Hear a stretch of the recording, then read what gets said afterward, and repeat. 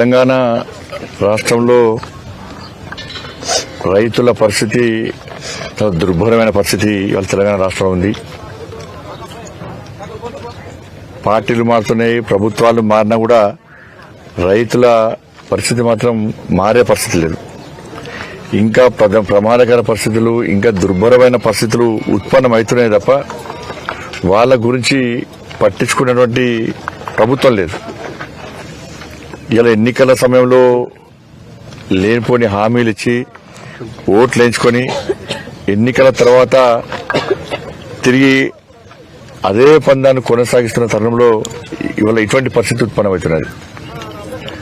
ఇవాళ గత ప్రభుత్వము ఇది చేసింది, అది చేసింది, ఇది చేయలే, అది చేయలే, మేము ఇది చేస్తాం, అది చేస్తామని చెప్పి ఇక మాయ మాటలు చెప్పి ఆచరణ సాధ్యంగానే హామీలు ఇచ్చి ఇవాళ అధికారంలోకి వచ్చిన తర్వాత ఇవాళ ఏ విధంగా మాట చెప్తున్నారో ఇవాళ తెలంగాణ రాష్ట్రమే ఇలా నిర్వహిస్తున్న నిదర్శనం. కొనుగోలు కేంద్రాలు ప్రారంభించారు. ఇప్పటికి ప్రారంభించి 12 రోజులైంది. ఆర్భాటంగా మొత్తం ప్రారంభిస్తున్నాం, మేము ముందుగానే ప్రారంభిస్తున్నాం, కొనుగోలు ప్రారంభిస్తామని చెప్పినటువంటి రాష్ట్ర ప్రభుత్వం ఇలా కొనుగోలు కేంద్రాలు ప్రారంభించి ఇప్పటికీ 12 రోజులు అయినప్పుడు కూడా ఎక్కడ కూడా కొనుగోలు ప్రారంభం కాలే. సెంటర్స్ ప్రారంభం చేసేది తప్ప కొనుగోలు మాత్రం ఎక్కడ ప్రారంభం కాలే.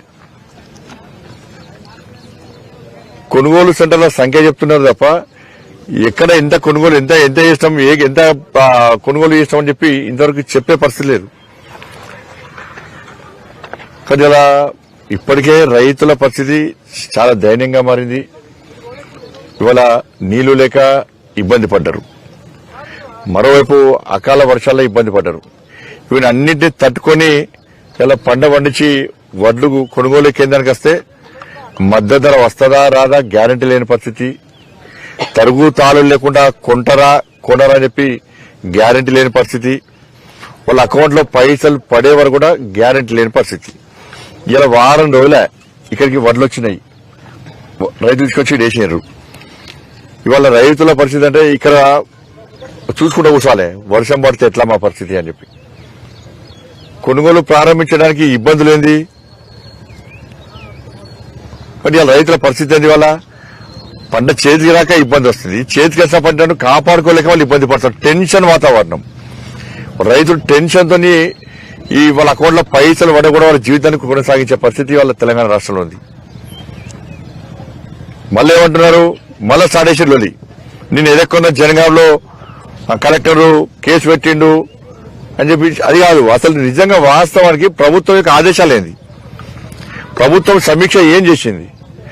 వాళ్ళు తిరిగి దళారుల వ్యవస్థ స్టార్ట్ అయింది, దళారుల వ్యవస్థ మళ్ళా ప్రారంభమైంది.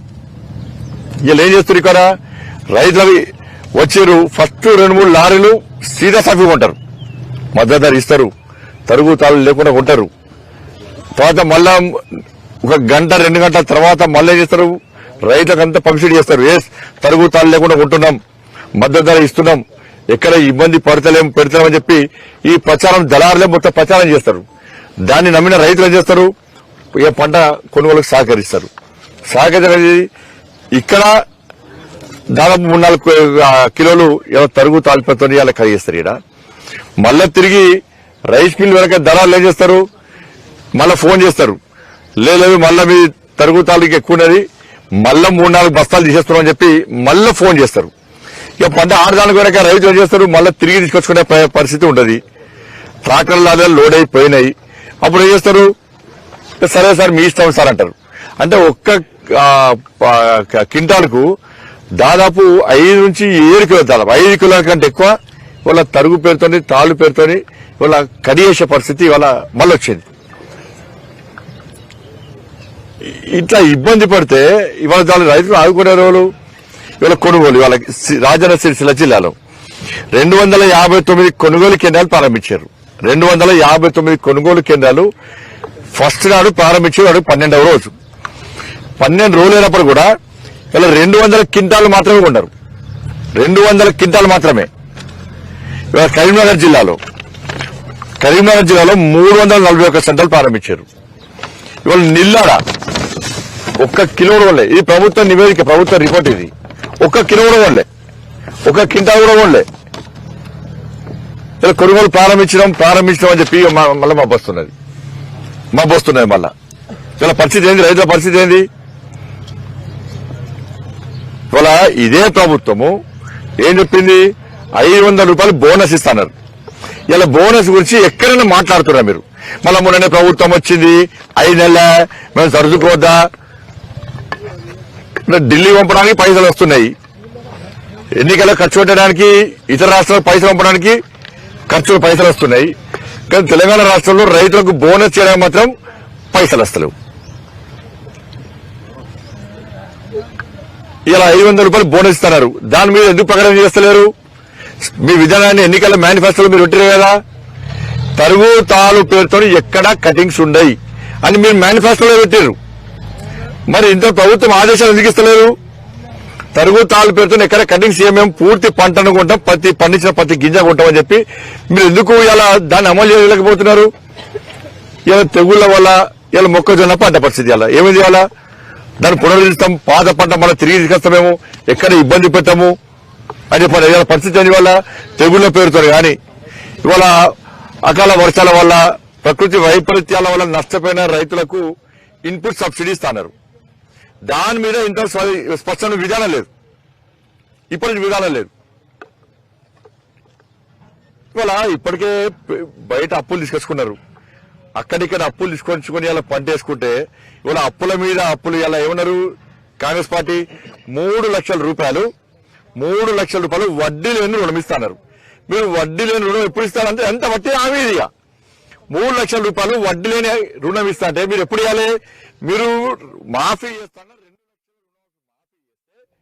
అప్పుడు బ్యాంకులు రైతులకు 3 లక్షల రూపాయలు వడ్డీ లేని రుణం ఇస్తారు. ఇవాళ రైతులు బ్యాంకు పోతే ఏమైతే డిఫాల్టర్ చూస్తున్నారు. ఇలా గత ప్రభుత్వమే 1 లక్ష రూపాయలు రుణమాఫీ చేస్తానని చేయలేదా? మీరు వస్తాక ఏం చేశారు? మేము వచ్చిన వెంటనే 100 రోజుల పాటు 2 లక్షల రుణమాఫీ చేస్తున్నారు. ఆ రుణమాఫీ చేస్తే కదా రైతులు మళ్ళీ బ్యాంకు పోతే 3 లక్షల రూపాయలు వడ్డీ రుణాలు ఇచ్చేది. ఇలా బ్యాంకు మీ ఈ పంట వ్యవసాయాన్ని పక్క పెట్టు, వాళ్ళ పిల్లల చదువు కోసం కూడా లోన్ ఇస్తలేరు, ఇల్లు కట్టుకుందామంటే లోన్ ఇస్తలేరు, పెళ్లిళ్ళకు దానికి అవసరం లోన్ ఇస్తలేరు. ఇలా రైతులు డిఫాల్టర్ గా మార్చింది గత బీఆర్ఎస్ పార్టీ ప్రభుత్వం, ఇంకా డిఫాల్టర్ గా మారుస్తున్నది కాంగ్రెస్ పార్టీ ప్రభుత్వం. ఇలా మళ్ళీ మీకు మాత్రం 3 లక్షల రూపాయలు వడ్డీ లేని రుణం ఇస్తామని చెప్తే అందరూ ఓట్లేశారు.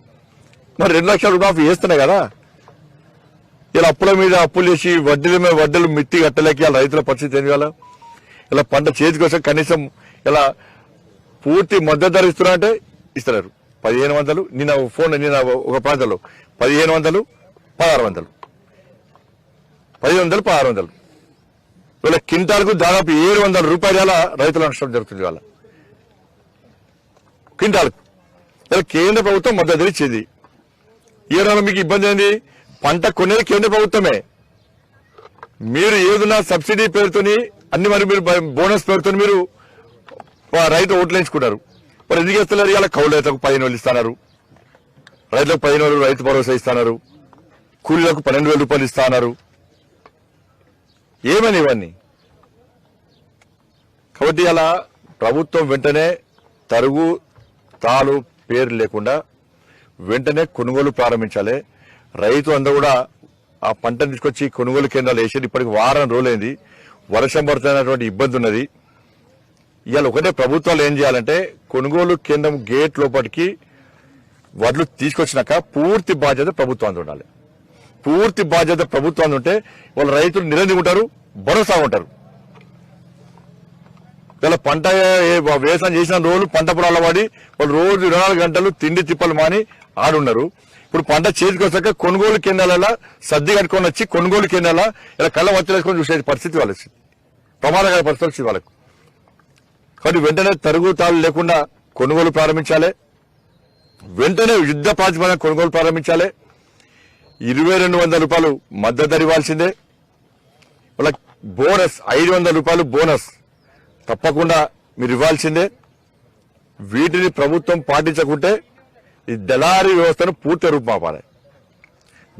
దళారీ వ్యవస్థను రూపుమాపకుంటే ఇవాళ రైతులు ఇబ్బంది పడే పరిస్థితి ఉంది. కాబట్టి ఇవాళ కొనుగోలు కేంద్రాలకు ఏ పంట అయితే వచ్చిందో వాటికి పూర్తి గ్యారెంటీ ప్రభుత్వాన్ని ఉండాలి. మళ్ళీ వర్షం పడి అవి పడితే మళ్ళీ ఇబ్బంది పడేటువంటి పరిస్థితి ఉంది. కాబట్టి రైతులు టెన్షన్ వాతావరణంతో ఇవాళ ఉన్నారు. కాబట్టి రైతులు ఆదుకోవాల్సిన బాధ్యత ఉంది. ఇవాళ నీకు వచ్చి చూస్తే ఇవాళ అడిగిన రైతులు అడిగాను నేను దాదాపు 10 రోజుల సార్ మనం తీసుకొచ్చి ఇంతవరకు ఏ అధికారి రాడు, ఎవరు ఫోన్లు ఎత్తారు, మరి కొంటారా కొనారా ఎప్పుడు ప్రారంభిస్తారో ఇంతవరకు సమాచారం లేదు. పంటను మాత్రం తీసుకురామన్నారు. 12 రోజుల నుంచి అలా వీళ్ళు పడిగాపులు వస్తున్నాం. ఈడ ఇవాళ మబ్బు వస్తున్నది, ఆ టెన్షన్ తో గురవుతున్నాం. మేము మా ఆరోగ్యాలు ఖరాబ్ అవుతున్నాయి. కనీసము పోయినసారి నష్టం జరిగింది మాకు, అకాల వర్షాలు నష్టం ఒక్క పైసా ఇయ్యలే. మళ్ళా మొన్న అకాల వర్షాలు నష్టపోయారు, మళ్ళా ఒక్క పైసా ఇయ్యలే. సమీక్షల పేరుతోని, సర్వేల పేరుతోని, నివేదికల పేరుతో టైంపాస్ చేస్తుంది తప్ప గత బీఆర్ఎస్ పార్టీ ప్రభుత్వం 10 సంవత్సరాల్లో ఒక్క పైసా ఇయ్యలే. కాంగ్రెస్ పార్టీ ప్రభుత్వం వచ్చి 100 రోజులైనా మన నష్టపోయిన రైతులకు ఒక్క పైసా కూడా ఇచ్చే పరిస్థితి లేదు. కానీ ఇటువంటి పరిస్థితుల్లో రైతాంగాన్ని ఆదుకోవాల్సిన బాధ్యత ఉంది. వెంటనే యుద్ధ ప్రాతిపదికన కొనుగోలు ప్రారంభించి రైతులను ఆదుకోవాల్సిందిగా ఇలా భారతీయ జనతా పార్టీ డిమాండ్ చేస్తా ఉన్నది. మంత్రి పొన్నం ప్రభాకర్ మీరు అవినీతి ఆరోపణలు బయట పెడతాను పెడితే మంచిదే. ప్రభుత్వం వాళ్ళేనే కేసులు పెట్టచ్చు, చాలా మంచిదేనే, 100% పెట్టచ్చు. పెట్టకుంటే ఆయన సమాధానం చెప్పాలి. పెట్టకుంటే ప్రభుత్వం వాళ్ళదే కదా. వెంటనే విచారణ ప్రారంభించాలి. అవి బయట పెట్టాలి, నా మీద కేసులు పెట్టాలి. అధికారం లేనప్పుడు ఇంట్లో వండుకొని కనీసం అందించకుండా ఇలా ప్రజా సమస్యల మీద కొట్లాడింది మేము, జైలుకు పోయింది మేము, లాఠీ దెబ్బలు తిన్నది మేము, 50-100 కేసులున్నది మా మీద. మా కుటుంబాలకు దూరమై తెలంగాణ రాష్ట్రంలో బీఆర్ఎస్ పార్టీ మెడలు వంచింది మేము, అధికారాన్ని చెలాయిస్తున్నది కాంగ్రెస్ పార్టీ. ప్రజలు ఆలోచిస్తున్నారు. ఇప్పుడు బాధపడుతున్నారు ప్రజలు. ఎందుకు కాంగ్రెస్ పార్టీకి ఓటేస్తామరా అని బాధపడుతున్నారు. 100 రోజులు ఇచ్చిన హామీల గురించి ఈ నాయకులు ఎవరు మాట్లాడారు. 2,500 రూపాయలు ఎంతమంది అకౌంట్లో ఇచ్చినా అని చెప్పాలి. ఆయన 2,500 రూపాయలు మహిళల అకౌంట్లో ఇస్తున్నారు. కరీంనగర్ పార్లమెంట్ నియోజకవర్గంలో ఎంతమంది అకౌంట్లో మహిళల అకౌంట్లో పైసలు వేసారు? ఎంతమంది పేదోళ్ళ అకౌంట్లో 4,000 రూపాయలు ఆసరా పెన్షన్లు వేసారు? ఎంతమంది రైతుల అకౌంట్లో 15,000 రూపాయలు రైతు భరోసా వేసారు? ఎంతమంది కౌలు రైతుల అకౌంట్లో 15,000 రూపాయల భరోసా వేసారు? ఎంతమంది రైతు కూలకు 12,000 రూపాయలు ఇచ్చారు? ఎంతమంది రైతులకు 2 లక్షల రుణమాఫీ చేశారు? ఎంతమంది రైతులకు బోనస్ ఇచ్చారు? ఎన్ని కొనుగోలు కేంద్రాల్లో ఇలా తాళు తెరుగు లేకుండా కొనుగోలు ప్రారంభించారు? ఎంతమంది పేదలకు 5 లక్షల రూపాయలు ఇండ్లు జాగాలేని వాళ్ళకి ఇచ్చారు? ఎంతమంది విద్యార్థులకు 5 లక్షల భరోసా కార్డులు ఇచ్చారు? ఈ కరీంనగర్ పార్లమెంట్ వర్గంలో ఈ 6 గ్యారెంటీలో ఇవి కూడా భాగమా కాదా? మీకు వీటి మీద మాట్లాడితే ప్రజలు హర్షిస్తారు. లేనిపోని క్రియేట్ చేసి అరే వాళ్ళ ముఖ్యమంత్రిని మంత్రులు తిరుగుతూనే వీళ్ళు కరీంనగర్ జిల్లాలో కాంగ్రెస్ పార్టీ, ఉమ్మడి జిల్లా కాంగ్రెస్ పార్టీ నాయకులు అన్ని మూసుకొని కూర్చున్నారు. ఖండించారు, విమర్శించారు, పేర్కొన్నారు. ఇంతే. బండి సంజయ్ తిట్టడం మాత్రం బూత్ వస్తాయి వాళ్ళకు. మేము ఏమనకుండా అన్నట్టు క్లియర్ చేయడం మాత్రం ఆలోచన వస్తుంది. వాళ్ళ పార్టీ నాయకులను తిరుగుతూనే ఆ స్థాయిలో స్పందించిన వ్యక్తులు వీళ్ళు. స్పందించాలి కాబట్టి అట్లా నా మాత్రం స్పందిస్తారు. కేసీఆర్, కేటీఆర్తో దోస్తాను వీళ్ళందరూ కూడా. రూపాయికారు ఒప్పందం ఏదంటే బండి సంజయ్ని ఓడగొట్టాలి. బండి సంజయ్ చేసిన అభివృద్ధి కూడా కనబడది. వాళ్ళకి చెవులు కనబడాయి, కళ్ళకి కనబడది.